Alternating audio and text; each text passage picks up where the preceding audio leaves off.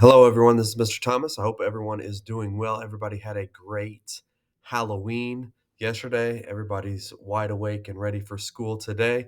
Um, if you have any Reese's peanut butter cups, please send them my way, as those are the undisputed number one Halloween candy there is out there.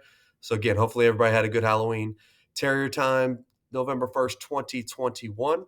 Want to share a few items this week in Terrier time. We're going to do it a little differently. We're just going to do a straight video. I'm going to go through all the slides. Slide number one. This week's theme is tardies. So we've obviously been talking about tardies a lot this year. There you see our goal is to get less than 7,500 tardies. We talked about that during class meetings a couple weeks ago. Current total is there over almost 3,000 so far, and we are on pace. Only one of our four school-wide goals, which we are not on pace to meet, but that is the bad news. The good news is our tardies are decreasing.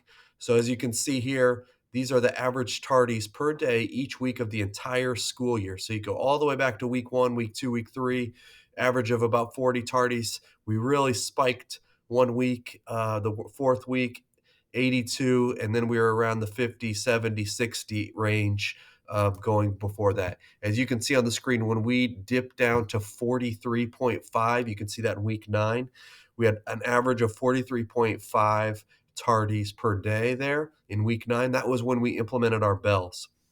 So you can see our tardies were trending in the right direction to begin with. We implemented the new bells, the countdown clocks, the music, and you can see those tardies continued to go down that week. And last week, we had outside of the first week of school, we had our lowest tardy number of the year. So big congratulations on that. Great job getting to school and to class on time. As you can see, last week, we went back up a bit. So we went back up to the 54 range. So we still have work to do. But again, congratulations for really dropping that number. It's been an emphasis. We put some things in place with our bells and our clocks, and hopefully we are going to see a difference with that, and those trends continue to go down. So that is kind of a wide view of our tardies, average tardies per day throughout this whole school year. We'll keep sharing this data as we go through the year, and we hopefully keep those numbers low and trending in the right direction. Next up, I wanted to give you a few reminders about November as we hit November 1st today. November is going to be a very interesting month.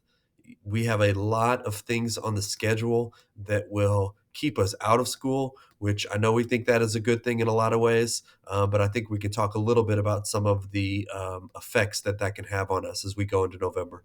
So November 4th, that is this coming Friday, we have a half day. We have parent-teacher conferences in the afternoon, so we will only be in school till 11:45 on this Friday, November 4th.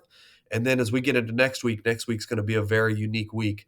Tuesday, November 8th, that is a week from today. So November 8th, we will not have school because that is an election day, or that is election day. So on election day, we do not have school. This is, I think, the second year that they have taken school off the calendar for election day. So we will not have school on November 8th. And then we will also not have school on November 11th, which is Veterans Day.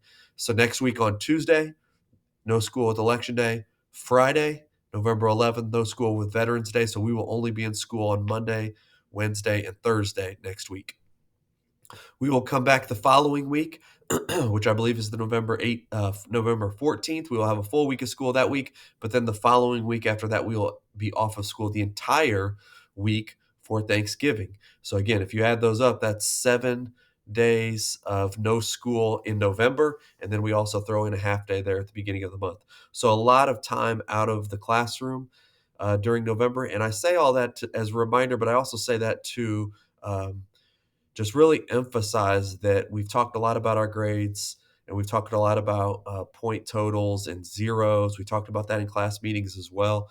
And with the fewer school days, it's really going to be important that everyone gets their homework turned in, make sure those quizzes and tests are made up if you miss one, just because this second quarter is going to go by in a blink of an eye. And it's likely that our point totals will not be as high as what they were in first quarter. So every point counts, every percentage point counts as we begin starting to talk about the end of the semester and final exams that will be on the horizon. So we've seen this again. We've seen this before, but I'd like to show it again.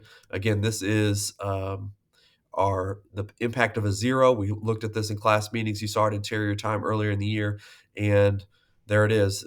A good grade book, good looking grade book, but then 1 0 there in the Enlightenment and Revolution essay can really tank a grade. My face is in the way there.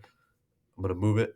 Boom. There you go. So you went so this student, this hypothetical student, went from a 91% to a 40% with that 1 0, and that zero does not go away as we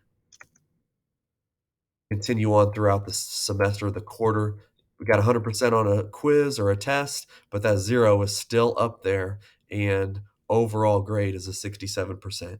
So, again, this is a really great graphic, and it really underlines the impact of a zero. And as we go through the second quarter, it's going to fly by. Like I said, we're going to have days where we're not in the building, and the importance of making sure you're turning everything in, completing assignments, making up quizzes and tests will just have a really, really positive impact on your grade as we get closer and closer to the end of the semester. So that's all I have. I hope everyone is having a great week. I hope the second quarter is off to a good start. A lot of good things going on around the building, seeing a lot of good positive behaviors. So keep it up. We will keep on keeping on. Thank you for being the best students in Southern Illinois. In Illinois, I know I'm biased, but I know we have the best students and the best people here at Carbondale Community High School. So keep it up, and we will talk again soon. Thank you.